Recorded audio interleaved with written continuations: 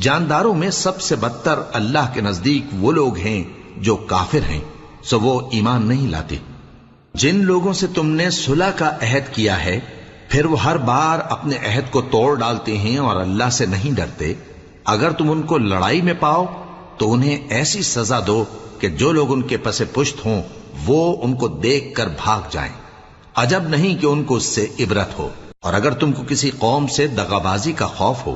تو ان کا عہد انہی کی طرف پھینک دو کہ اس طرح تم سب برابر ہو جاؤ۔ کچھ شک نہیں کہ اللہ دغابازوں کو دوست نہیں رکھتا، اور کافر یہ خیال ہرگز نہ کریں کہ وہ آگے نکل گئے ہیں،